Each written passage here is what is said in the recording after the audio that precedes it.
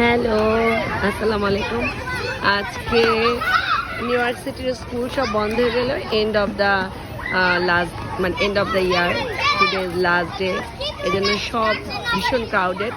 আমার বাসার কাছে একটা পার্ক আছে, ওই পার্কে চলে আসছি বাচ্চাদের নিয়ে। বাচ্চা কিছুতেই বাসায় যাবে না, তাই পার্কে চলে আসলাম। স্কুলে একজন আরেকজনের খুব কান্নাকাটি গেল, তারপরে তারা চলে আসছে পার্কে। এই যে আমার বাচ্চারা সব পার্কে চলে আসছে, কিন্তু এত গরম, এত কঠিন গরম, কিছু করার নেই। মা হলে যা করতে হয়, বাচ্চাদের আবদার মানতেই হবে। এখন এই গরমের মধ্যে বসে বসে গরম খাচ্ছি। আপনাদের সাথে সবই শেয়ার করি, জাস্ট একটু শেয়ার করলাম। এটা এলাকার পার্ক, সব বাচ্চারা এখানে এসে এখন তারা পান করবে, কিন্তু আমার বসে থাকতে হবে তাদের জন্য, কিছু করার নেই। তা ওকে দোয়া